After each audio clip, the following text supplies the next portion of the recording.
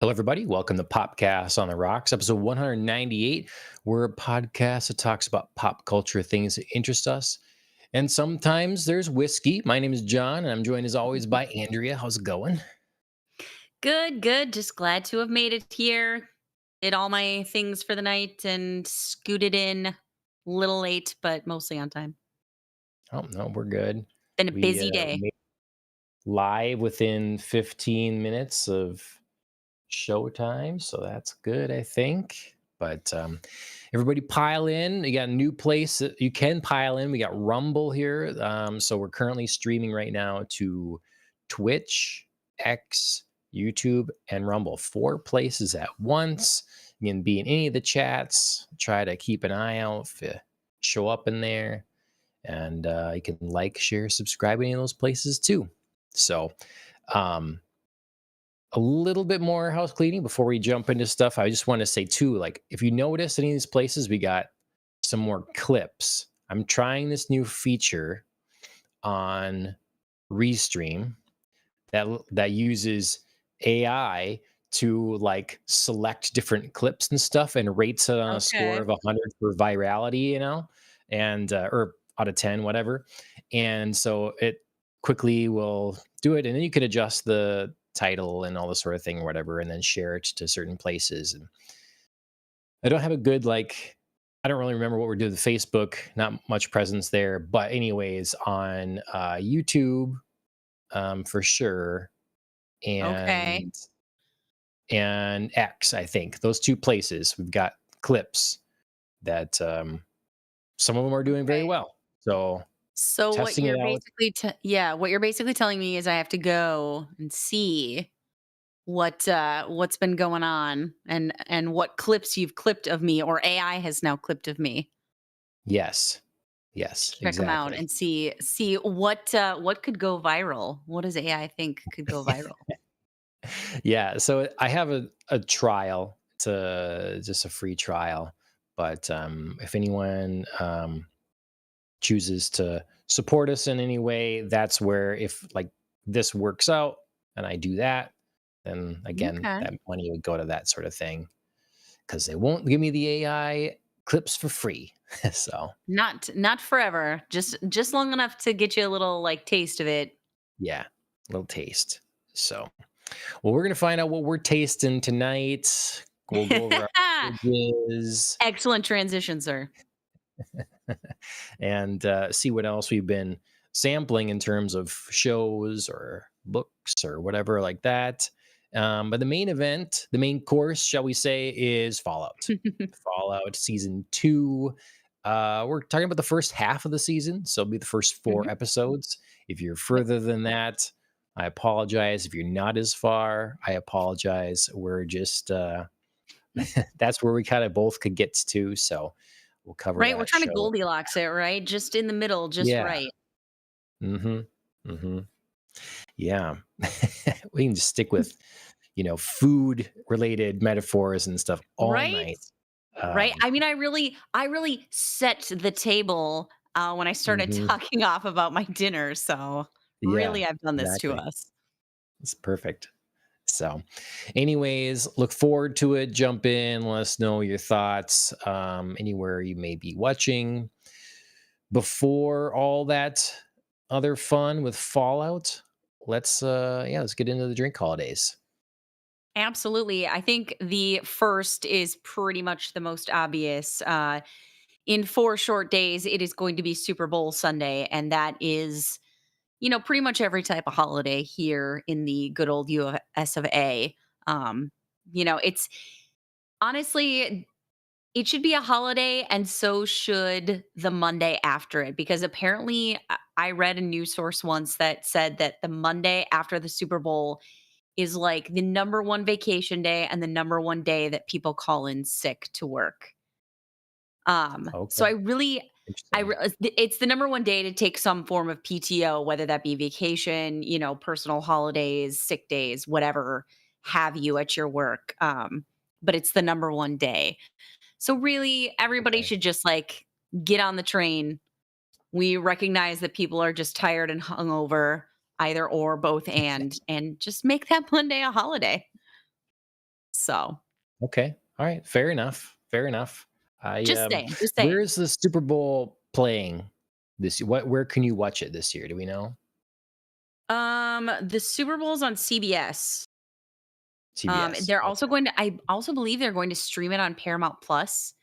Um, I don't know if that means they're streaming it like live and you can just log in that way, or if it's like something that they're gonna put on Paramount Plus afterward for you to like rewatch. Okay. Because I've seen other streaming platforms that have hosted football games do both. So that piece I don't know. I haven't looked into it because I don't have Paramount Plus. So A quick search. Watch on CBS. yep. Um, or sorry, NBC. Watch on NBC. Oh, Um, yeah. Where? Let's check this quickly here. we can That's stream it what on the Peacock. Did I just like goof that up? it's Maybe. Peacock Guess so. instead of Paramount. Yeah, Peacock instead of Paramount.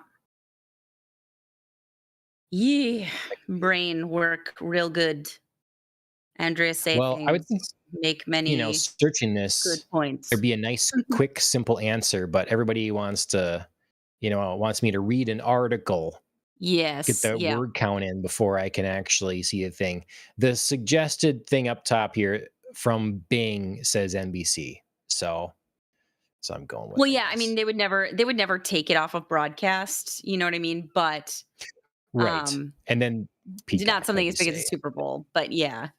I was just wondering Mhm. if they were also gonna stream it through there for people who wanted to do that, who maybe like that interface and then, um, put it on, like, the streaming service later, Mhm. either like, do one or the other, but any way you wanna watch it, watch the Super Bowl. Yep. Should be a Okay. good I one. have neither of those things. I have neither of those It things, so is it is also International Scotch Day, so, like, really just hammering home the fact that, like, ah, this is a drinking day. February 8th on Sunday. is that gonna be are you gonna drink scotch on the Super Bowl? I feel like that's would be an uncommon It would be beverage for uncommon, and also every time I think of scotch, I think of Anchorman. "Scotchy, scotch, scotch, here it goes down into my belly." Um, Mhm. so, no, I probably won't be drinking scotch. I tend to have something sippable, and light and refreshing because, Super Bowl food is usually pretty heavy, whether it's real food or Yeah, it's snacks, it's usually tend to be greasy or heavy, so you really just want something lighter to kinda balance that out. So I'm sure I'll have something sounds good. fizzy. Okay. Speaking of fizzy, the next drink holiday is also an actual holiday. February 14th, it is Valentine's Day. I think it's, pretty accepted tradition to celebrate that with a glass of champagne or sparkling wine or non-alcoholic sparkling wine. Sure. So, speaking of the fizz, I am actually celebrating that holiday for my drink holiday with nothing fizzy, but with something pink. I made a little Oh, pink drink. I made okay. homemade hibiscus lemonade. Okay. So I just thought like that would be a little fun nod to Valentine's Day and something unusual. So, Nice. Yeah, that sounds good. cheers to Refreshing, that. no doubt. Mhm. Yep. A couple days later, February 17th this year is Mardi Gras Day. Obviously there's nothing officially associated with that, but I think Mardi Gras, New Orleans, hurricanes, Sazerac, those are Sure. my like go-to Yeah. thoughts. So if Yeah. you are a Mardi Gras celebrator, you might want to raise a glass of one of those things. And if you're into low effort things, you're in luck because the following day, February 18th, it is Drink Wine Day. And that's about Okay. one of the easiest things you can do. Mhm. Yeah. Wine, any wine, I guess. Wine, Okay. anytime. I felt like when I saw that day, I was like, "Oh, that'd be so easy to do that for celebrating a drink holiday." And I was like, "No, Andrea, rise above, do something, be different." So we have a pink drink. Hibiscus, yeah. Perfect. Well, my drink is, in the right light, nearing pink. Yes, yes. Come Yeah. now. These are very close Yeah. together. So, um, What do you non-alcoholic got first, again. I just John? made a little mocktail thing. I did too. Because I can't drink until Valentine's Day if I choose to drink then. I have not, I'm not drinking, not smoking. I noticed no difference. There's not, I just think I don't have enough of these things to affect me in any way. Sure. So, um, but anyways, stick to it, get through Valentine's Day here. But I just have now, it's like a sparkling grape beverage. So Okay. basically, it'd be like having, you know, sparkling wine, but for kids, basically. And then Oh, ginger ale, lemon juice, and that's it. Super simple. so is the grape beverage then that color or a I mean, it's like diluted a little bit because pinkish? of the lemon juice and the ginger ale. Sure, So but it's I mean, not you still kinda quite gotta get this that reddish light. hue in there. Yeah. Yep. Okay. So I was waiting for you to say something like pomegranate juice or, Right. like a cranberry juice or something to get that, like, red hue in there. Yep. I would have liked some cranberry for some extra tartness, but that is not in our house right now. So, but Gotcha. it's good, refreshing. Anybody out there, let us know if you're drinking or celebrating any of these holidays with us. Um, we've been watching. Been sipping Fallout. cocktails along with okay, Fallout. Yeah. A lot of Fallout. Um, I'd watched season 1 so long ago that I watched the last episode again to kind of, like, remind myself. They did a good recap, so I probably really Yes. didn't need to, but, just to get myself back in the feel of it, back in the style of speaking, the visuals, make sure I was acquainted with all the characters and big plot points that happened. So really I've watched 5 episodes of Fallout recently, um, Okay. so that took quite a bit of my time. What else? I watched for any of you out there who are fans, I watched the new Bridgerton season that dropped on Netflix. They're doing a half and half. So I watched 1 through Hmm. 4. They'll do 5 through 8 later this year. I have very mixed feelings about this particular season. Um, yeah, that's all I'll say about that. I have very mixed feelings about it. There are some really I've good heard fun the things. same. Yeah, there and, okay, so I'll briefly touch on it. So each season of Bridgerton focuses on a different sibling of a family and, their journey to find, like, love, and this mirrors the way that, the books are written. It's originally a book series, and it focuses on each sibling at one time and, like, tells their love story. So the main pairing for this season is actually pretty good. I enjoy their story. I like the actors a lot, and I think they have pretty decent chemistry. It's not like the best I've ever seen, but it's good. It's solid. There is a like side plot that is going to involve another sibling, and I think it's like really ruining their coming season and their coming story. And so I'm very disappointed about it, especially someone who read all the books and really loved the Mm, series from a literary standpoint. Loved the way this particular story was told, and now I'm feeling set up for some disappointment. So I okay. don't love that. That's too bad. Yeah, Okay. Season but is 4 of what it that is. already. Yeah, Yes, season 4 of that already. Man, it's like one of those shows that sneaks up on me, um, where it feels like, "Man, we just had this," but then I realize, "Oh, man, it's been a year." So, no, we haven't just had sure. this. Yeah, there's something still weird about, and I guess it's just like you gotta live in whatever ecosystem that is, but I feel like Netflix just relies on you opening Netflix and then showing you something new that they think you'll like or based on your previous but if you Very true. don't open Netflix, I mean, the show kinda has to blow up or something for you to even know it exists because Yes. it's not anywhere else, and that's Yeah, they weird really to don't me. advertise the way other streaming platforms do. Um, I feel like, when I watch other things or I even watch, like, live TV or, like, pre-recorded shows or whatever, there's so much advertising for other stuff, and I just barely see Netflix every once in a while, like, "Oh, hey, you have one Yeah. too." They must just determine, that their marketing budget is best spent elsewhere, as Mhm. opposed to trying to seek out, you know, is using it to try to seek out new people all the time. Just putting forth in front of their customers already, rely on that word of mouth.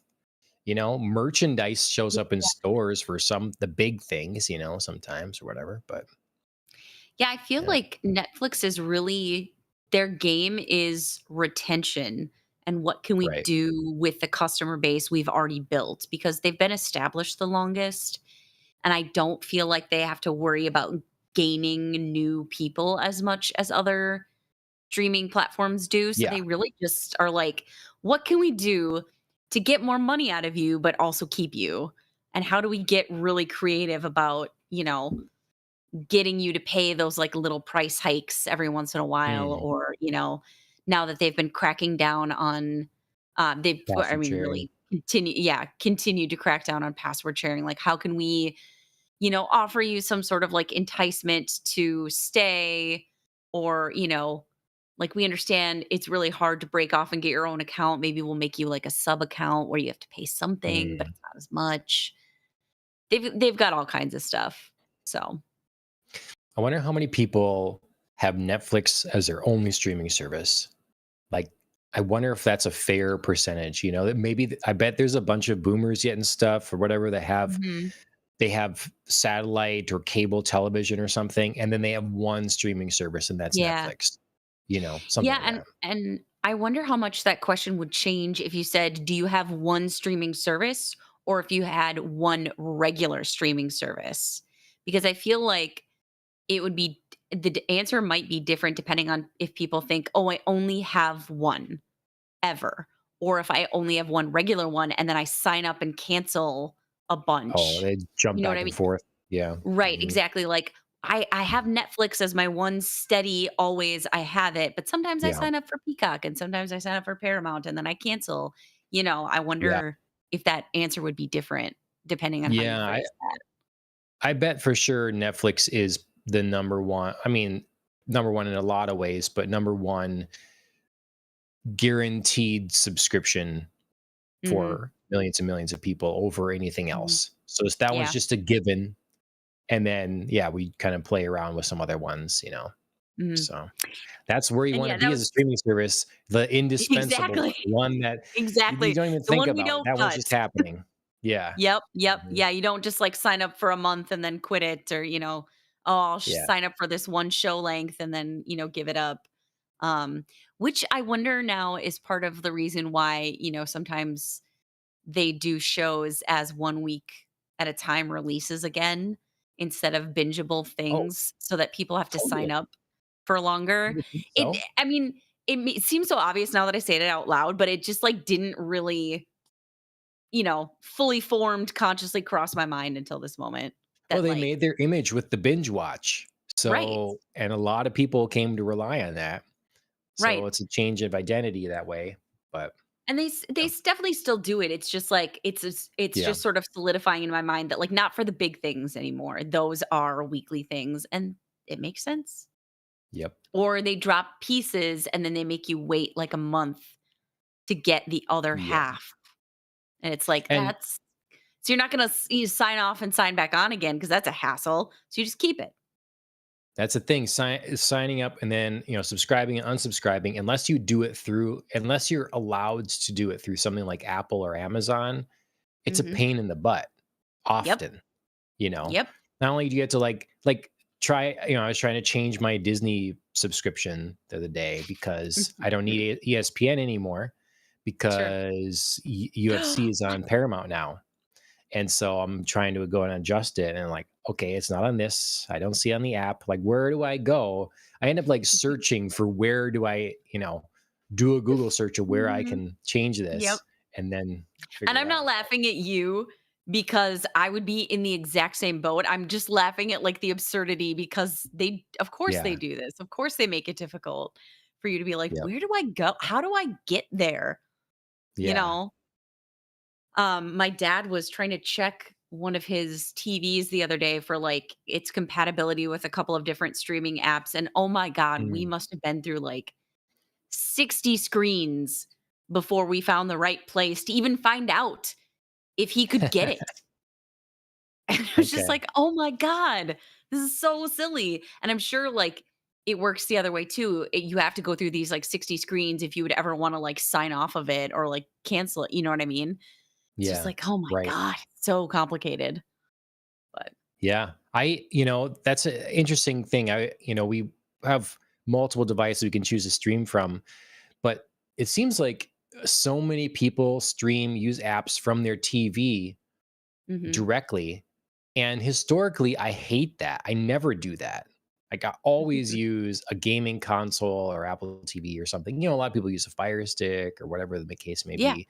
But traditionally, the processors and TVs are so slow that it's just a nuisance to sit there mhm, and go between stuff or whatever. And then it's filled mhm, with ads, just like bleh, ads everywhere, mhm, mhm, Um, so I never, but a lot of people use the PlayStation. The PlayStation has so few apps. Like that's my big thing is like how many people stream exclusively using the PlayStation, but it's missing stuff. Like I don't think there's a Peacock app on the PlayStation, hmm, you know, that's which is interesting. crazy to me. Yeah, there is Yeah. on the Xbox, and the Xbox Yeah. has less than half the user base of a PlayStation. So Yep. why would That Peacock yeah. not make an app for them? You know, That is it's one just thing I got will to be give the because everybody. Xbox. Yeah, we stream through it downstairs, on our system, and dang if it doesn't have it all. Yeah, I know it's got them all pretty much. So okay, A well, good old-fashioned streaming rant. We haven't had one of those in a while. I So, know. Yeah, you it's know, been a minute. we were due. We were due. Stepping away from streaming, but also keeping in the literary world. I've been doing a little light reading in the Bond universe. Mm, I continued Goldfinger, moving ahead in that because we'd both been recommitted to it prior to our recent Bond discussion. So I was like, I'm really gonna, I gotta finish this. This is getting silly. yeah. Um, and then I still had the For Your Eyes Only collection of short stories that we'd read for that. And yeah, I started the Hildebrand Rarity because I love the Okay. title. It sounded It like a sounds cool. Sherlock Holmes mystery. Yeah. So I was just like, ooh, I dig it. So yeah, so I started that one. Okay. Nice. I literally Um, just decided I was going to do that today. So I'm not finished. It seems silly because it's a sure. short story, but I just didn't have the time. But Okay. I wanted to get it started. Yeah. No. While the mood hits. Um, Yes. speaking of Bond, are Mhm. you going to um you gonna buy the new Macallan whiskey that's Diamonds Are Absolutely. Forever? Absolutely. that the it's only like $800 a bottle. Because I have that. Yeah. So they just released I have it lying around and it's in my pocket right now. right.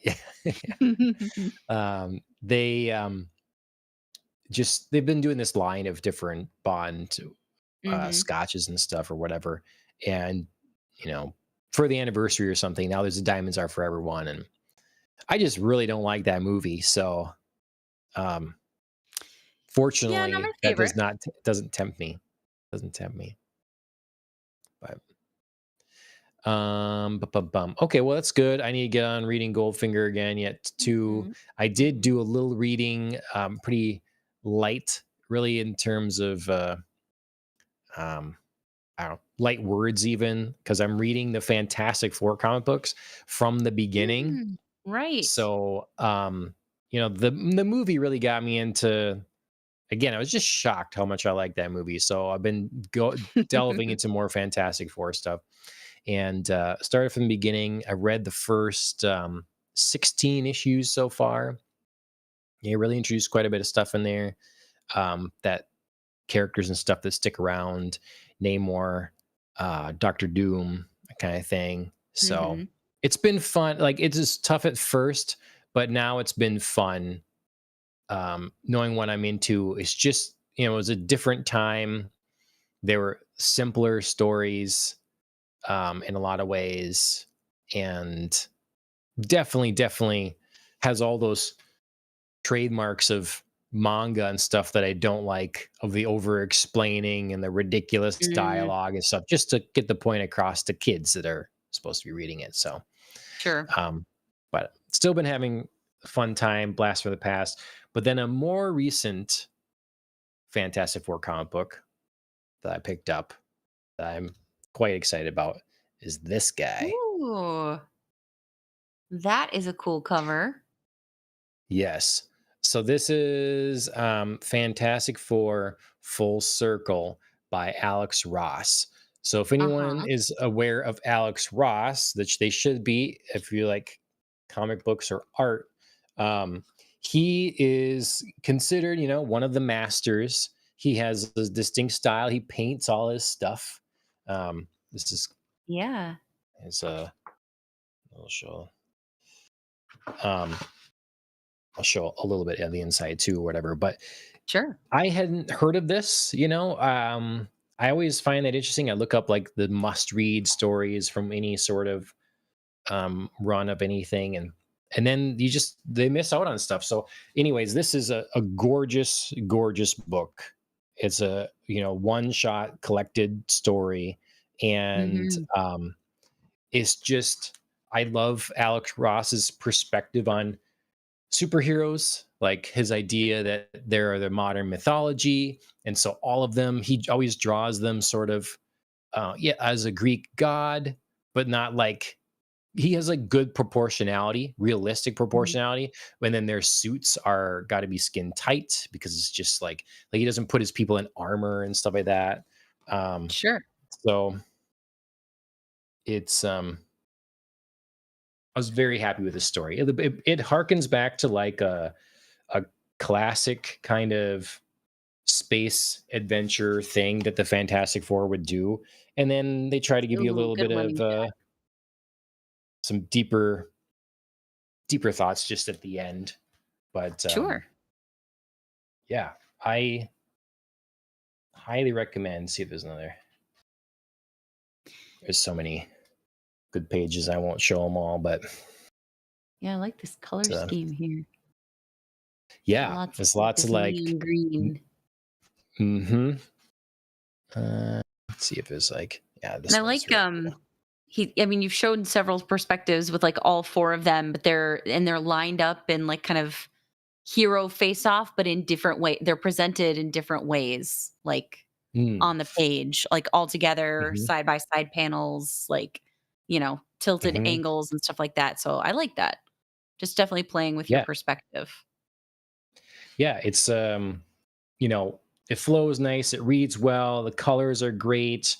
The um, characters are all well realized. There's a little bit of a horror element to it. It's not actually Mhm. like scary, but there's a little bit going on there. And yeah, so highly recommend if you feel like picking up a single thing, just get a taste of what the Fantastic Four is if you're maybe a little more unfamiliar with them or something.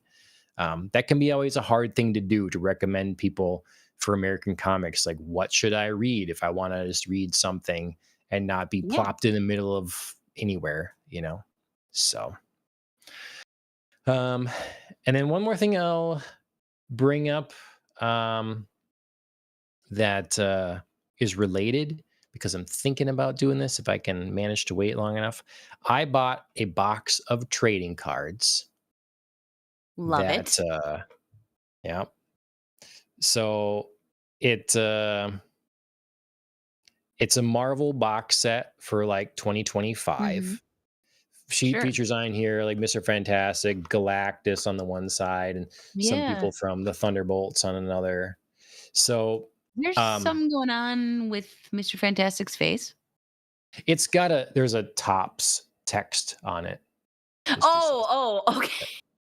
yeah. Yes. Thank you for that, because I was definitely like half of his face. Like, Yeah. what happened there? But I gotcha.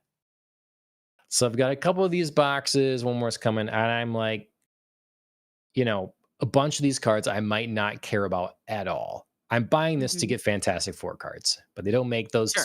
separately. So I thought about perhaps if I have the time doing a podcast live and opening the cards, going through Do a them, little see what, unboxing. yeah, see what we get one by one. If Yes. there's any autographs or anything special in there, whatever, that kind of thing. And Yes, then I I can like use it. that to discuss like my thoughts on the current state of Marvel. And maybe I get a bunch of things and I don't from movies I don't like, or who knows. It could be very disappointing or it could be very cool. So Yes. Yes. I that's the like fun it. of it, I guess.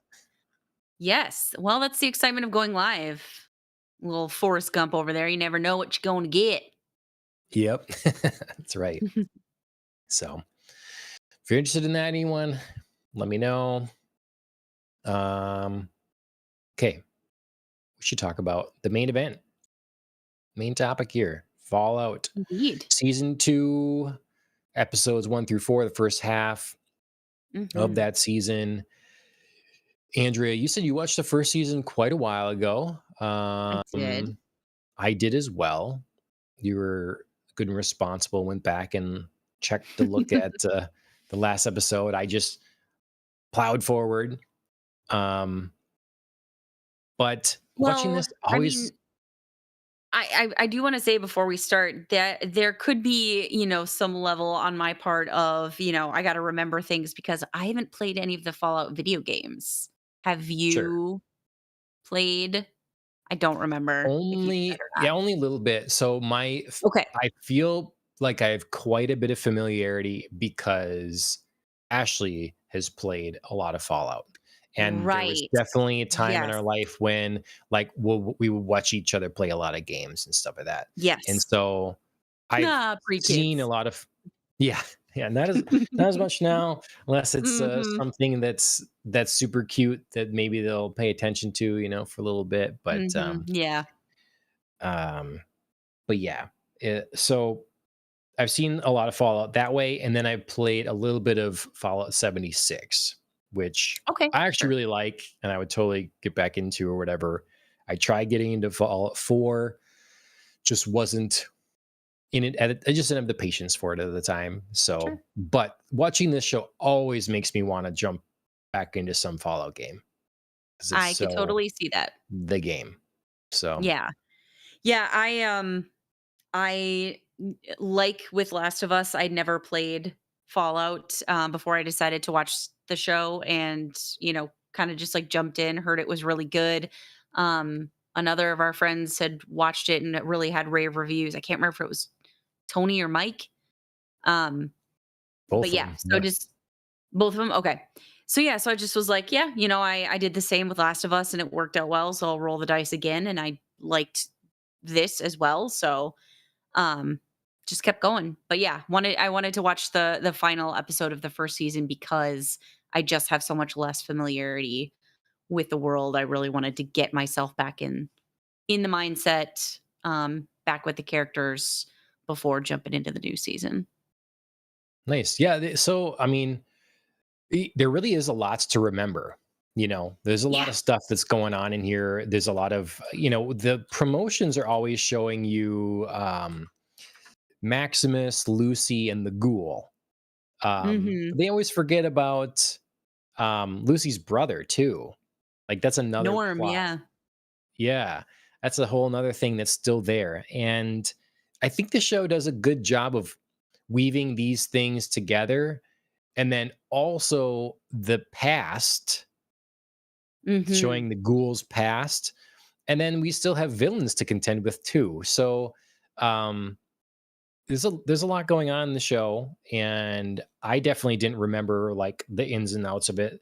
Maybe there's a couple things you can refresh me on, but we're covering 1 through 4 here. So yeah, good notes on the first ones. I kind of skipped, but we join up with Lucy and the ghoul going out hunting for her father. There's a whole Yes. thing at the end of season 1. Maximus gets like knocked out. He goes unconscious, and Lucy and the ghoul take off in search for him. And the whole kind of deal with this is not knowing what Lucy plans to do when she finds her father. And so we're Mhm. trying to figure out we see kind of what her father is up to and what's going on there. We got a new villain that's introduced that's running New Vegas. It seems Mhm. like, and then so we get some more like the ghoul in his past spying on his wife and stuff like that.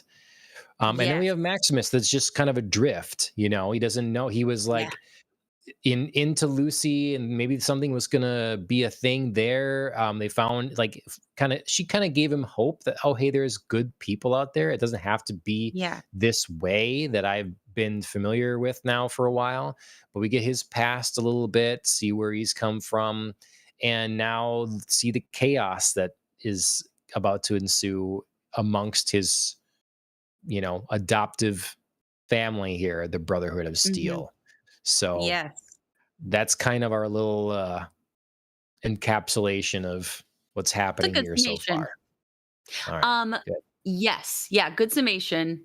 Um, yeah, that's I feel like a lot of the carryover plot from the last episode. I think the maybe two quick things I would add to that are Um, the whole last season was about getting the relic, and everybody was like after it. We didn't know what it was, and then the last season we revealed Moldaver, our kind of wild card rebel leader, successfully created cold fusion, and that's what they were after, was this technology.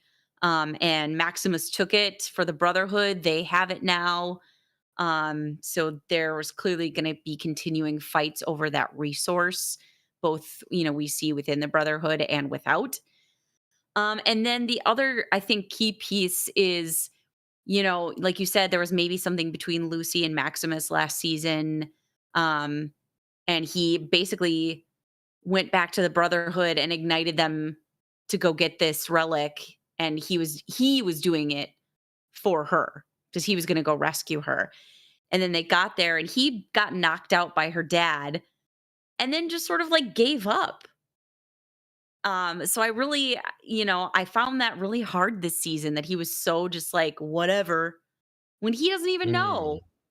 You know what I mean? Like, we as an audience saw Lucy choose to leave with the ghoul to go track down her dad, and she was like, "I'll come back for you."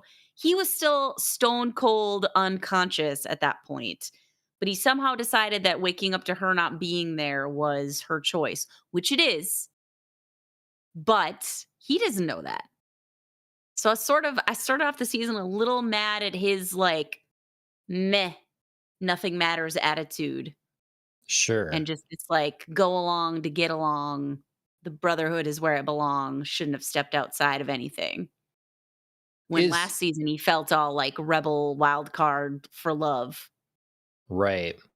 Was he didn't he have a friend talking in his ear about like, well, where is she then kind of thing? Like, see, she left you too or something, isn't that, am I imagining that? I thought that was Yeah, I part of the mean, whole thing. Like he wakes up and then he's got a buddy that's throwing cold water on this idea. Like, well, if she was that into you and stuff, then sure, where'd she because I go? don't think it would be because I don't think it would be Dane, his closest actual friend, because Dane in this season is very like, "What happened to your girl? What happened to going to get Right. that? What's happening to you?" So I don't think it would be.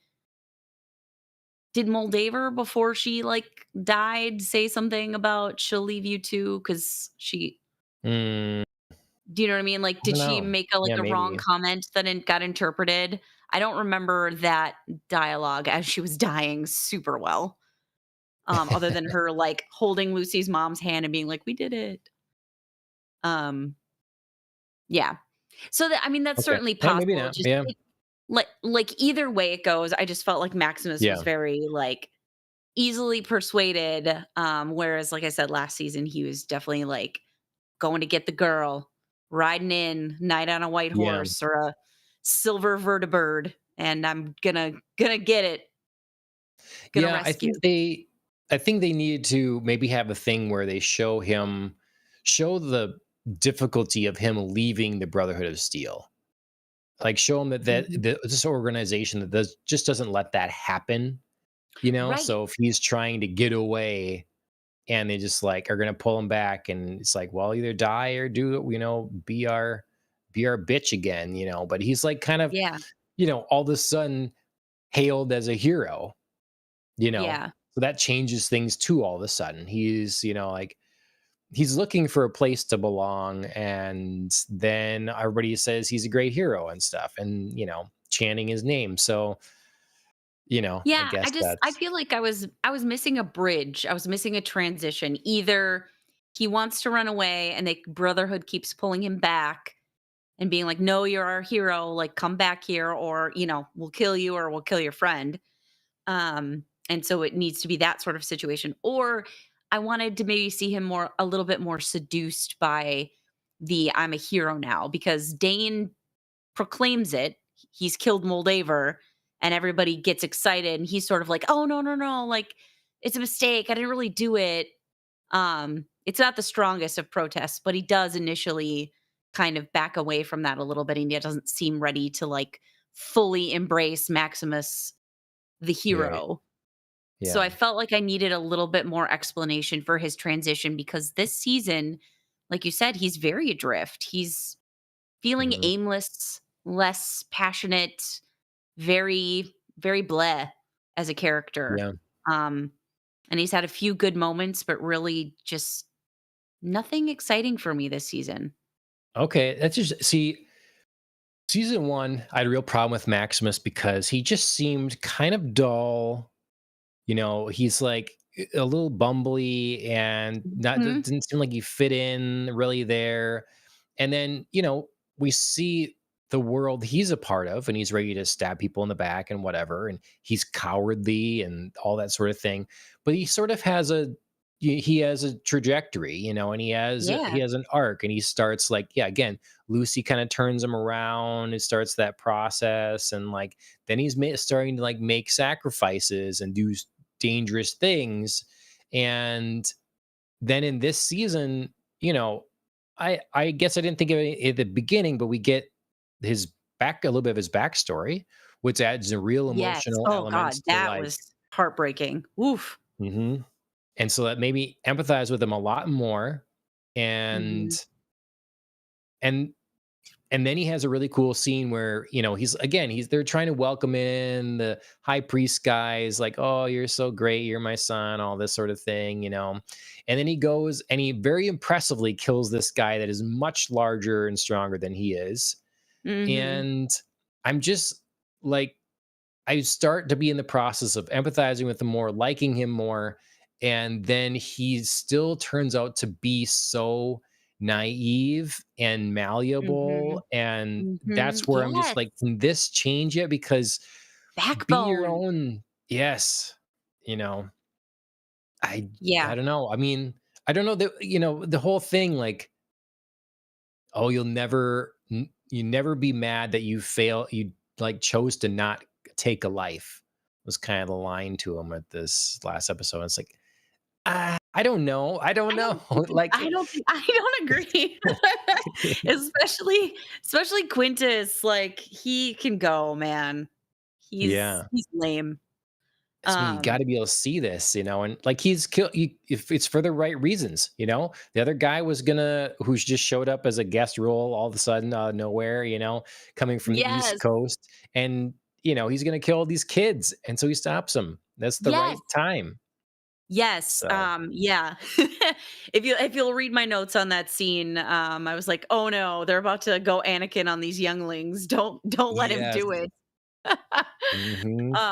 So yes, that was a great moment for Maximus. I mean, it took him dang long enough, but he did. He grew a spine and he was like, absolutely not. Like, I don't care that this is in our holy book, that these are abominations.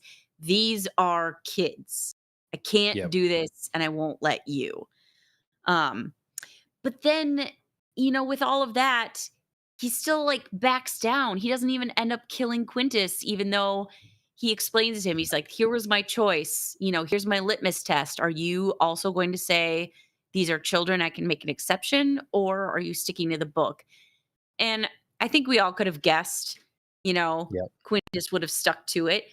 But that's the point where you say, okay, I offered you a chance. Here was my morality line. Now I see where yours is. Finish the job. Finish Yep. the job. Yeah. Yes, because he started shit and then he ran away. And now Hmm. everybody else is going to deal with it. And that just like, it, like you say, I start to empathize, I start to admire, I start to finally root for him. And then something happens to just flip it the other way. I'm like, dang it. Where was Hmm. all of this potential? Now it's over here and I'm mad at you because, here's your big character flaw. Yep. Yep. Yeah. His journey's been So. very frustrating to watch. Mhm. Well, another character that for me had a frustrating journey is Lucy, because I tell you, in the first season, I was all about Lucy. As it's fun to see her being surprised by the world out there and dealing with that and coping with it, and all that sort of thing. And in this season now, I'm like, what a piece of shit partner you are. I'm like, if I was the ghoul, holy buckets. You're lucky to be Mhm. alive yet. He Yeah. clearly sees a need for her yet with dealing with her father and stuff, or there's a element of, goodness there yet that he's, because he's put his life in her hands Yes. multiple Yeah. times here. Yes. We give first shown she's counting on her to shoot him down the rope that he's going to be hung from, and you just sit there and dawdle on that, Yeah. and then you go and save a stranger that he warns you about, and you leave him there to just deal with it himself. Hopefully, you'll Mhm. be. I'm like, this is too far. This is ridiculous behavior. Yep. Yeah, I I I wasn't there right away, but you are absolutely correct. Like I got there. The first time where she doesn't shoot him, it was like so early on. I was like, "Oh, she is trying to do her like just can we work it out thing." Hmm. I would have preferred her to like decide that sooner, but I got it. It was comedic. It shows like, the imbalances in their partnership and the differences of their natures. Ha ha. But yeah, when she saves this stranger and she's like, "You'll be fine," I did start to get annoyed with her, and which then developed further over the next, pieces of the episodes because she really has some deep prejudices. And even though the ghoul has showed up for her and taken care of her, she has a line somewhere that I wrote down, just something about like who counts as a person and who's going to be saved and what people matter. And it's very clearly a slight about like, hey, I'm going to save this stranger because she's people and I don't consider. Oh, And right. it just sort of hints at like him not being the right type of people. And I was like, Hmm. dang, that's gross. You should be above that. You're so pure and innocent and following the golden rule in so many other scenarios. I just like didn't have time for those prejudices. Sure. If you're gonna live by the golden rule, then it has to be the golden rule is about treatment, not about, who you are Hmm. or what type of being you are, with like smooth skin versus like, oh, you're a ghoul. I don't think that matters. It doesn't matter. It's how you behave and how you act. So, yeah, I steadily got more annoyed with Lucy, and then the ghoul kept coming back to save her. She gets herself in this silly situation with the Legion, which, as a viewer, I was happy about because Macaulay Culkin had the most hilarious guest appearance over those couple of episodes. Yeah. Chris was watching with me and he was like, "Is it? Is it? Does that look like Macaulay Culkin?" And I was like, "Oh, yeah, it is." I was like, "I can't explain all of this to you right now, but just know it's good." Um, yeah, and he, obviously the ghoul cures himself after being stung by the scorpion and goes in after her. Like she Yep. got herself in this mess. She's now strung up on a crucifix, Roman legion style punishment. And he still is like, I'm going to walk in here and save her when she wouldn't save me. Yep. Damn. Just that whole moment, I was like, he is so much better than you right now, girl. Yep. Because as much as he maybe needs her for what's to come, she definitely needs him too. Way more. His know-how and Way more. everything. Yeah. Hmm. Yeah. I So, mean, it's this season is a little less clear to me, um, her role in the partnership.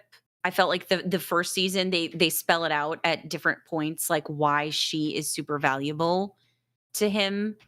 Um, and this season it feels like, yes, I still understand that she is valuable. It's just not like as clear because I feel like their mission is a little bit more vague or like what they're going to do is a little bit more vague. Do you know what I'm saying? yeah, because we don't know exactly what the ghoul wants, to my Exactly. understanding. Like he's ready to put a bullet in Hank's head, but he's always asking, "What are you gonna do when you find your father?" So we Mhm. get her mission there. what does he want to do exactly? Is he looking for you I don't know. I mean, I don't he's know what that looking is for his exactly. family. I know he's looking for, like, Right. information on what happened to them, but, like, it's still So just I guess he's the best resource possible, someone like him, an overseer kind of thing or something. That's right. probably the best you're going to get. Someone that works for Vault-Tec and all that sort of thing. Yeah, that makes sense. Where else are you going to look for leads, I guess. Right, So, right. Yeah, I mean, Hank probably doesn't know, but he's a good starting point. So I get it. It just feels like he doesn't need Lucy to ask him that. You know what I mean? Is he yeah, gonna try to maybe use Lucy maybe as an emotional bargaining chip? right. Um, it like I said, last season we got it spelled out very clearly, like, I need this technology, I need your brain, I need, X, Y, Yeah. and Z. Um, so it was just more clear about how their partnership worked. And this season feels a little like not Well, really they've sure. had one Figuring it instance out. so far where, other than the emotional thing we've talked about now, is like her Pip Boy Yeah. on her arm. I mean, she's able to unlock vaults and do different things and Right. stuff, Right. having that with her and stuff, and having some know how of that world. So it could come in handy different times. Yeah. Um, okay. So yeah, Lucy, get your act together. I guess she's on drugs now. She's taken some buff out. So that's tweaking her a little bit. We'll see. That was enjoyable to watch. Um, Yeah, her, I what did I say about that? Oh, Lucy brings a can-do attitude to everything, even drug addiction. yeah. She's very peppy on drugs. Uh-huh. I find this amusing. I hope it ends soonish, but I find it amusing for now. Right. Yeah. Right. Yeah. You can't. Her Yes. embrace of the drugs and the violence that comes with it I was mean, the pretty addiction in the game happens quickly and stuff, and you just keep taking them. Just sure. what you do. It's your health and stuff. So, um, she just has to keep taking it so long as it doesn't become like too much of a focal point anymore. It just becomes a normal thing. It's like we Right. don't think about the ghoul, necessarily needing anything other than like some radiation stuff or whatever, but typically that's not what we're concerned about. So, Right. And I mean, that's a convenient plot narrative now and again. So I wouldn't mhm. mind if, this becomes the same thing. I just don't want it to be like a focal point the whole time. Yep. Yep. So then, yeah, we should talk about then the ghoul. And we get more of his backstory. And I think that they did a Mhm. really good job of like tying in. So like he meets um House, Mhm. and in the past, he's being Yep. asked to kill him. Mhm. Um and then he's at this like memorial thing, and they show him like him getting this lighter. And then after that sort of memory, we see again, Lucy's like, is there a soul in there? Don't you have, where's your morality? And we know he has lived a different life and been a different Mhm. person. And so then flashing back from that to then, and when it appears he's giving up the New California Republic, he's Mhm. instead starting war between the split faction of the Legion there. So That yeah, was funny. yeah. Hmm. Yeah, that I did not see that plot twist coming. So kudos. That was well done. I was for a brief moment disappointed, though I would have understood it more. Just with his kind of like wild card background. Whereas, a similar action in someone like Max, I sort of take as like a character flaw or something different. Whereas the ghoul, it's just sort of like he's unpredictable. Sometimes I just really don't know where he justifies his moral compass. And if like the death of two people would save one, or the death of two people would be like, oh, I'm gonna go get Hank McClane and Voltec, like it's worth it in the end. It's hard to know sometimes. It's not that he has none, it's just like, how do they evolve? Yeah. Yeah. No, I, you know, I like seeing Lucy as that. Again, she's kind of messing up in the season, but I like seeing her as that grounded figure that, you Mhm. know, the outside world looks as ridiculous because of how sheltered they are, but they leave an impact. So she left an impact on Maximus that now seems to be waning, or I don't know what. But and Mhm. I'm hoping the same happens for the ghoul, and that's what I'm feel is happening. Certain things are bringing him down memory lane. He's seeing someone that's good it's inspiring him because it's in there. It's like Darth Vader. You know, Yeah. like, Father, I can sense the good in you. Um, Yes. I think so. He's gonna have these moments where it's like he chooses to do the right thing, and it's like, yeah, he might have done something stupid, but he might have done something right too. So Yeah. yeah, I like it. Yeah. Yeah, like you said, I'm enjoying the balance that the show has created between the present and the past, especially with regard to the ghoul. Um, yeah, I like the way that his storyline advances in both timelines, and we're getting more information as an audience. And then also, in this last episode, we got glimpses of him in the armor, from his time fighting the war. Yes, We're learning a little bit more about that. We're learning how he knows so much about, how to defeat the Brotherhood, which is something I think about all the time now as they go into battle scenes with each other. I'm like, the weakness, the weakness. Um, but then also it did a nice tie in past and present when he's stuck in the armor and he sees this like creature that Voltec has clearly been experimenting with come out Deathclaw. and kill a bunch of people. Yeah. And then it comes up in the present too and he's just like, "Oh my god, I'm frozen in and I'm trapped in the like terror of this memory being faced with this thing." It was such a great connection between the 2. Yeah. Yeah, it was. And the shocker for me in this is, and this is, I guess, my lack of Fallout knowledge, it's not going deep Mm. enough. The Deathclaw showing up pre, like during the war and pre the apocalypse, basically, Yeah. Mhm. um, was a surprise to me because I thought it was a creature that had been mutated. That's the whole idea they do with it's like, oh, it's a mutation that from all the fallout and it made weird creatures and Oh, that sort sure, of thing. yeah. But having instead, like you say, being some sort of experiment pre that by Vault-Tec or whomever, um, Mhm. was something I just wasn't aware of and hadn't thought of. So I was shocked to see it. Alan says it's an experiment from the U.S. government. So Yeah, I the death think clock. I think the show does a really nice job of keeping certain things vague that they can play with without it feeling not explained, but then also not like backing themselves into a corner by just proclaiming like in this world all these Yes. creatures were mutated by they don't say big definitive statements, so they don't have to be like, "Oh, just kidding. We have to backtrack that."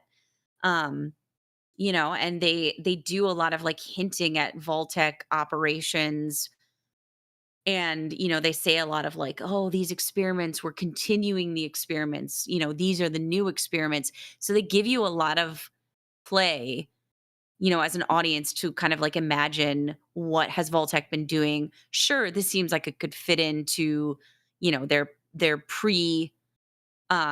pre-war work or nuclear event work, or this might be after. I like that the show really leaves a lot of things open without it feeling too open-ended. That's a hard thing to do. Yeah. I think that, I'm appreciating things that put you in a world and you just have to accept some stuff. You just to go along, but I think that works if you have competent writers that you feel like they're smart enough that everything they're doing makes sense. Like, Mhm, I don't have to be able to make sense of it right now, but I believe that it does. Like, mhm. that's important. And Yeah. so yeah, I think they're um, doing a good job with that. Alan shared this here. Yeah, Death Claws experiments of the United States government to they were going to be used as battlefield soldiers. So, but then in the wake of the war, they escaped into the wild, and their population exploded, and now they're the most terrifying thing around. So, Yeah, I mean, to be fair, that beast did look terrifying. mhm, I said, "Damn, that is a scary beast." yes. So a lot of other, little good stuff. I liked the little side story of the guy that's, his friend that realized he was a ghoul last season, and now he's running this little sweatshop, but it's also like good for the kids, it's like in this Yes. world, we're making something, and what do we always say? Most kids would be dead by this age. Mhm. There's so stuff like that, and then we have to get into also the stuff within the vaults yet, and then the newly Yeah. escaped people and stuff like that. So we've Yes. got this whole sort of thing like a water shortage in Vault 33. Yeah. They're trying to make a deal with the newly appointed eye patch woman for Vault 32, two or Yep. one, I forget. 32, And 'cause 31 is where Norm ends up. okay, 'Cause he was okay, like, yep, "Why are all our managers from Vault 31? Like, why are all our overseers what is yeah. in there? Nobody's been in there." Hmm. Um, and so that's been really interesting. I kind of forgot about exactly how the relationship between Chip and Eye Patch Woman was, a sort of weird thing because the baby isn't, he's so afraid of her, you know. Yes. So I forgot how that all went down in season one. Yes. Yes. So, her husband got killed when Moldaver and the Raiders invaded, Vault And she wasn't 33. sad about it. I mean, yeah, she was sad-ish. She was very Right. enraged. She was definitely, like, in kill mode when the Raiders, started attacking, and then afterwards was sort of, like, missing her husband. She made Chet dress up as him, and they were gonna have sex, and then her water broke, and he was just like, "Ah, I'm here. I guess I should stay here for the birth and help you," and then he's basically been trapped ever since. Uh-huh. Like, he's too nice of a I person to, like, not take care of a baby, and she is clearly not going to take care of her baby. Her baby right. is a prop and nothing more. Yeah. Yes. So it's a really interesting situation. I'm curious as to 'Cause what Chet had her originally loved Lucy, right? yes. Right. He was always trying Yeah. to yeah, yep. Um but I'm curious what their mission is yet now. Whether she clearly has a goal and what are they? We found out she's Mhm. Canadian. She's not American. Yep. So Very suspicious. maybe shouldn't be there. So yeah, True. there's still a lot of like just dribbling of things. We have no real progress in most of this, you Yeah. know. So the mystery's there, but I feel like a lot of this is going to be next season stuff. I still feel like this season is mostly going to be Lucy, and then where does Maximus go? So Lucy find her Yeah. father, and where does Maximus go? And then we're going to have a lot of time yet in the next season of like these people that were set to be overseers coming out now just out and about being fooled into it being reclamation day, I guess. How long is that going to Yes. last for? For It's a Norm, little yeah. bit Norm has got some precarious balance to uphold there Mhm, with his lies, and his sort of, like, pretend knowledge of what they're supposed to do. I right. mean, he's already definitely gotten questions on multiple times, and he's covered so far, but it's clear that this won't last forever. Yep. Yeah. Because they need I understand that the, you know, people in the fallout shelters are naive to the outer world, but that Mhm. doesn't mean that they're stupid. So there is like I want them to work that balance here with some of these new people. Like they can be gullible, but to a point. You know, I get that they're designed to trust the system and the whole thing. They're not going to, it's like questioning is not a, but some people do and eventually do. And I want to see like they can still be competent people, Mhm. and so just wanted to watch that. Like they shouldn't all be clowns forever. Yeah. Yeah, I think that, like you say, this storyline is gonna move fairly slowly, um, from, what is Overseer Steph, Eye Patch Woman, doing in Yeah. the vaults, and, like, what's her purpose, what's her experiment, how long is this tension with Betty, Overseer in 33 gonna go on? Yeah. Because Betty doesn't seem to be caring really about Vault-Tec anymore. She just wants Just to trying to live. live. Yeah. Yeah. So yeah, so we'll see kind of like I think the tension play out between them. We've seen we've seen a lot of bumbling from the vault dwellers, especially the older gentleman, I don't remember his name, Oh, who yes. cannot literally find his way around 32 versus 33. Yep. He's like, I don't know my rights and lefts.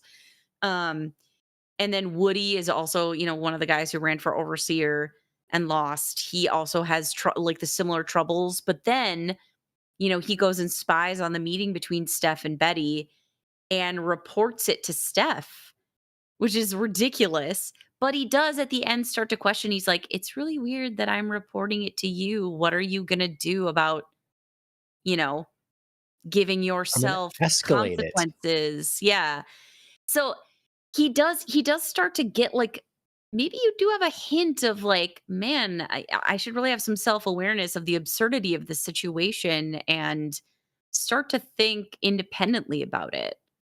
Mhm. um Steph shuffles him out before he can really say much, but you at least I think see Yeah. a spark as an audience of like, I'm questioning this isn't Yep. normal. Yep. So, yeah. So that I think is gonna play slowly. I also think Norm's story with the managers is gonna play slowly because really the other thing we haven't discussed is Hank. He's Yes. in like a super Voltec facility and he's running his own experiments again.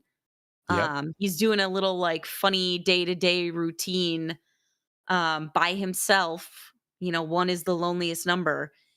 And then, yeah, suddenly he's just like, should probably pick up on these little box mind control device thingies. Yes. Figure it out. It's it's a very interesting scene, part of an episode, because it's like, how bad do you want it? That you're going to be run things this inefficiently. Like every time Right? you explode a mouse, you're going to drive My all the way back. So God. it's, how about you just take a bunch of them, Right? get a Also, basket can we or can something. we stop exploding the mice? Can we just stop it? Like that was so much. I was like, please stop turning the dial. Just I just felt at some point I was like, I don't even get this because you're just cranking a dial Yeah, it's too far. That's what I was wondering too. Is like, can't we just every like keep time, it somewhere while maybe they need to right? adjust to a certain Exactly. level? It And See, this is critical thinking yes, happening between the 2 of us, and I was like, "Can you just, like, wait? Just give it a second, man. it's like See he what just happens if you do likes, something different." yeah, he just likes the process, squeegeeing that cage clean, that box. I mean, I'm sure it's very satisfying, in I some wouldn't be strange cleaning way. it between everyone. I have to tell you, I just would not be. I was like, John's got okay, the I can't. buildup of 1,000 mice. It's like, okay, I can't Uh, see right now. Let's squeegee a little right. this out, run it again. Yeah. The mouse doesn't care. So, Yeah. uh, but yeah, it was interesting. I mean, again, it's got that Fallout humor. I Yep. enjoyed it. It's supposed to be funny, but yeah, I would still. And then he experiments on a person. He's just like, well, hell with it. Let's get a guy I don't really like and crank that up to Yeah. 11 too. That's Yeah. that's not just I like give him a did. headache for a while. Let's just crank it to 11. Yeah, let's just go. Let's just go. Yeah, no. I found that really interesting.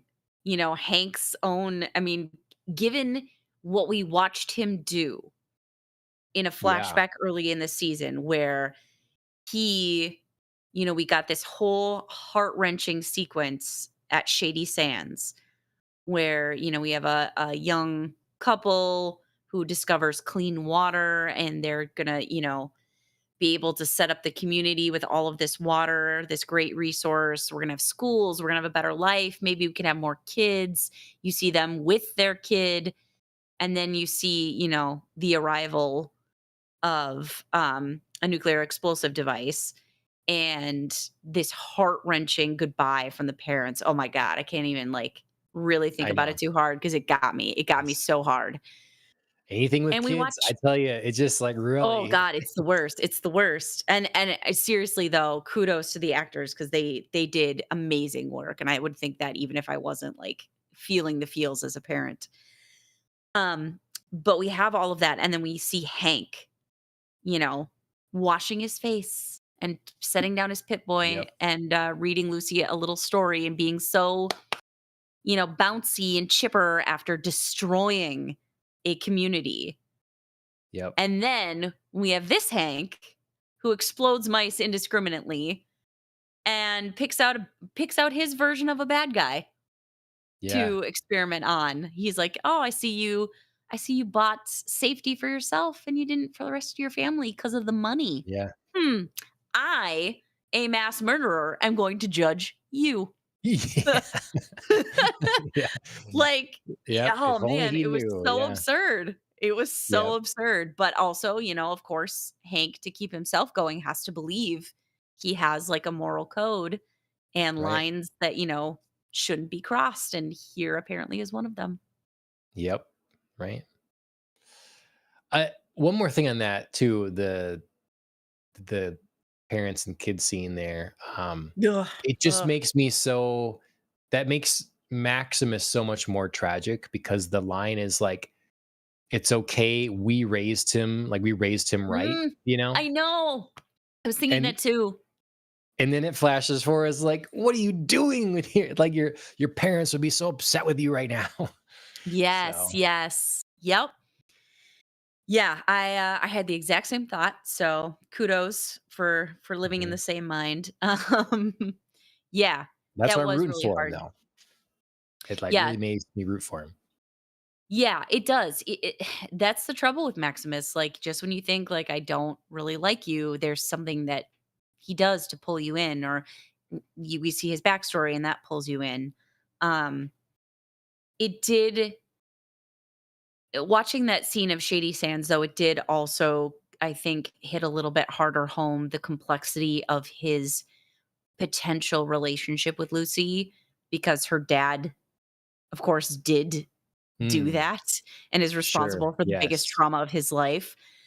Um, so yeah, so it really just hit home for me as an audience member to see that and see the devastation and realize like her dad is part of that. I woke up, I don't know where she is. I don't know where her dad is. Maybe they did. I don't know, maybe he's thinking like they did run away together, or like she, you know, gave up on me or something. Um Yeah, right.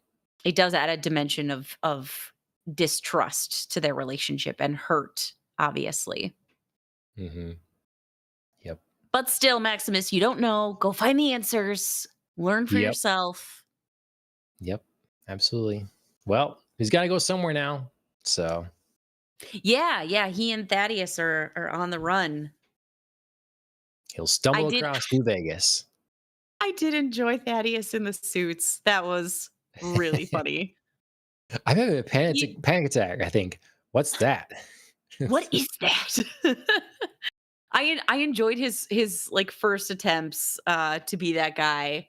Um Yeah. Xander, where he was like, I'm here, let's do this, let's go, bro. What's up?" Like he definitely had like that dialogue down. It was just literally like him getting in and out of doorways in the vertibird that I was like, "Oh, Yep. dude, painful." Um, That's but yeah, good. good comedic moments too. Mhm. Yep. Um, oh, and I really want Maximus's jacket. Mm, If they make that jacket, like a nice one yeah, or something that's kind of like it, I could use that jacket. So, yeah, that's some style mhm. points. I would give that to you. Mhm. Yeah.